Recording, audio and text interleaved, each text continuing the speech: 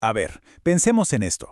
¿Qué pasa cuando una familia decide usar una estructura de empresa para organizar su herencia? Suena inteligente, ¿no? Podría ser una jugada maestra de planificación. Pero, ¿y si esa misma estructura, tan astuta, deja una parte de la familia completamente fuera del juego? Bueno, hoy vamos a meternos de lleno en un caso que explora justo esa delgada línea. Una historia de familia, una compañía y una herencia que acabó, como se imaginan, en los tribunales. Y esa es exactamente la pregunta del millón, la que va a guiar todo nuestro análisis. Ojo, que no es una pregunta teórica, para nada. Es un dilema legal, ético, con consecuencias muy reales.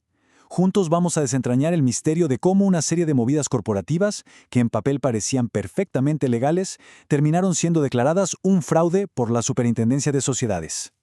Miren, para que nos hagamos una idea de lo complejo del asunto, lean esta cita. Es de un experto en derecho, Juan Manuel Álvarez Castellón, que cuando analizó la sentencia, lo primero que pensó fue, ¡epa! Aquí a la súper se le fue la mano. O sea, se preguntó lo que cualquiera de nosotros se preguntaría. ¿Acaso una persona no es libre de hacer lo que quiera con sus bienes? Esa duda inicial, incluso en un experto, es lo que hace este caso tan, pero tan interesante. Bueno, para entender la sentencia, primero lo primero, los hechos. Todo esto gira en torno a la familia Fernández Ríos y una sociedad por acciones simplificada, una SAS, de nombre Ferríos. A simple vista, nada fuera de lo común, una empresa familiar como tantas otras. Pero aquí es donde la cosa se pone curiosa. Fíjense la velocidad de todo. El 28 de agosto, 6 de los hermanos crean la sociedad.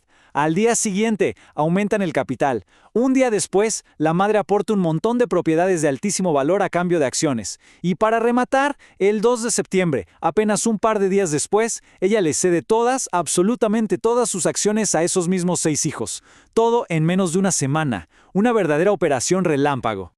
Ahora, para que entendamos la magnitud de lo que estaba en juego, hablemos de plata. Cuando la madre aportó sus inmuebles, las acciones que recibió se valoraron con una prima enorme. Cada una le costó más de 56 millones de pesos. ¿Por qué? Porque ese era el reflejo del valor real de las propiedades que estaba poniendo en la compañía. Y aquí es donde la trama da un giro de película. A los poquísimos días, la señora Ríos de Fernández le vendió cada una de esas acciones de 56 millones de pesos a sus 6 hijos por 10,000 pesos. Sí, 10,000. La propia sentencia lo llama un ínfimo precio. Este contraste tan brutal fue, digamos, la primera gran bandera roja en todo este asunto. Claro, porque esta historia tiene otra cara. La familia Fernández Ríos no eran solo 6 hermanos, había otros 4. 4 hermanos que quedaron completamente por fuera de este arreglo. Y fueron ellos, al sentirse obviamente perjudicados, los que decidieron llevar el caso ante la justicia. Y la acusación que presentaron fue, la verdad, muy directa. Básicamente dijeron, miren, Ferríos SAS no es una empresa de verdad. Se creó con un único propósito: sacar los bienes de nuestra madre de la futura herencia para que nosotros no viéramos ni un peso. Sostenían que se estaba usando la figura de la SAS como una fachada para saltarse la ley. Con las cartas sobre la mesa, arrancó la batalla legal, y la Superintendencia de Sociedades se encontró con 2 versiones totalmente opuestas de los mismos hechos. Veamos qué dijeron los hermanos acusados para defenderse. Y aquí está el choque de trenes. Por un lado, la acusación de fraude. Por el otro, la defensa, con un argumento que legalmente es muy astuto. Dijeron, un momento, todo esto es planificación patrimonial válida. Y su punto clave fue, como nuestra madre sigue viva, nuestros hermanos no tienen un derecho real a la herencia, tienen una mera expectativa. Y si no hay un derecho actual, no puede haber un daño real. Un argumento bastante sólido, ¿no? Entonces, ¿cómo se resuelve este enredo? La defensa parecía tener la sartén por el mango. Si la madre vive, no hay herencia, no hay derecho vulnerado. El caso podría haber quedado ahí, pero había un concepto legal que lo cambió todo: la figura de los herederos forzosos. ¿Y qué es esto de los herederos forzosos o legitimarios? Sencillo, son personas a las que la ley les guarda sí o sí una parte de la herencia. Se llama la legítima. Esta protección es tan fuerte que ni la persona dueña de los bienes puede desconocerla por completo en su testamento. ¿Y adivinen quiénes son los principales herederos forzosos en Colombia? Exacto, los hijos. Todos los hijos.